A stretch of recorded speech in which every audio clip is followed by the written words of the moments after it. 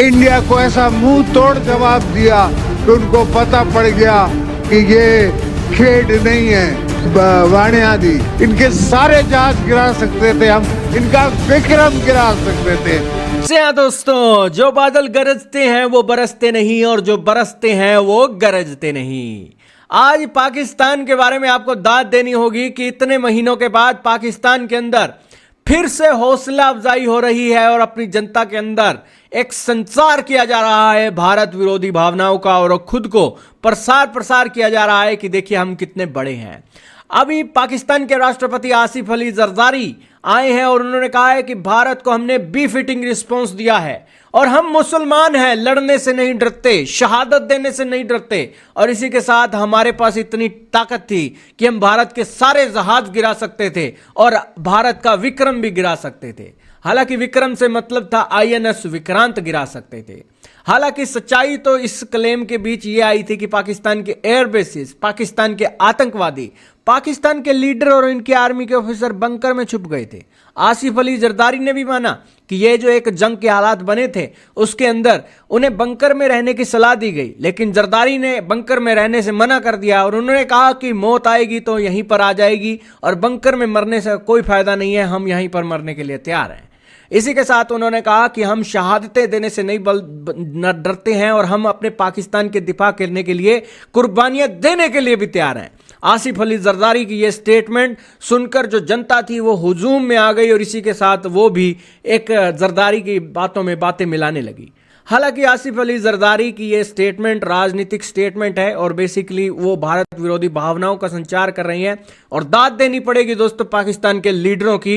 मार खाकर भी दोस्तों अपनी जनता के सामने खुला भारत को टारगेट करते हैं। देखिए दोस्तों कितने लेवल इनका चल रहा है। तो सबसे पहले तो इनकी स्टेटमेंट आप सुनिए दोस्तों। हमारी गवर्नमेंट की सुपरविजन में इंडिया को ऐसा मुंह तोड़ जवाब दिया कि उनको पता पड़ गया कि ये खेड नहीं है वाणियादी।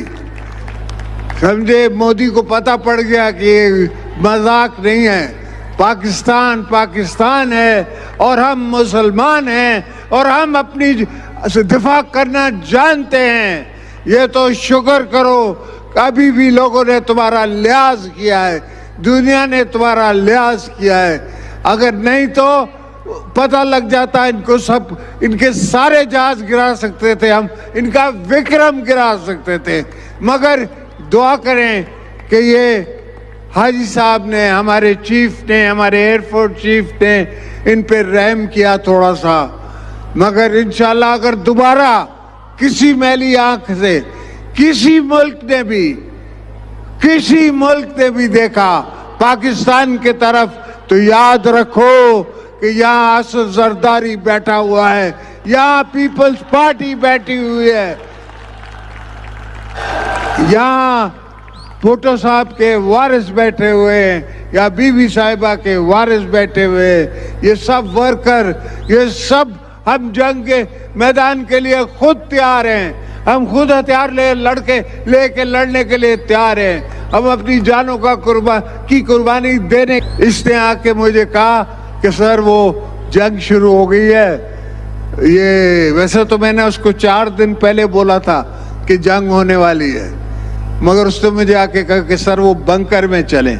मैंने कहा शहादत आनी है तो यहाँ ही आएगी, बंकरों में नहीं मरते लीडर, मैदान में मरते हैं, यहाँ नहीं मरते बंकरों में बैठ के।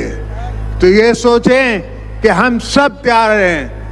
अगर दोबारा कभी भी पाकिस्तान को जरूरत पड़ी, कभी भी हमारी धरती माँ को जरूरत पड़ी, तो हम अपनी सब जान माल धन सबको लगाने के लिए तैयार हैं। खराब करा दिए थे, पाकिस्तान की इकोनॉमी तबाह करा दी थी। अभी हमने आस्ते आस्ते सारी दुनिया से अपने ताल्लुकात दोबारा ठीक किए हैं और मजे की बात है कि इन ताल्लुकात में हमारे साथ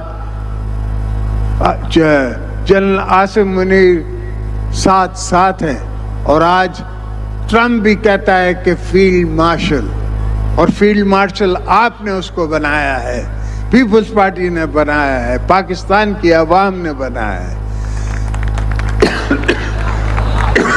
तो इंशाल्लाह आप बेफिक्र सोइए, आपके बच्चों का, आपके आने वाली नस्लों का भी मैं ज़ामिन हूँ। इंशाल्लाह सबके लिए बेहतरी करके जाऊंगा।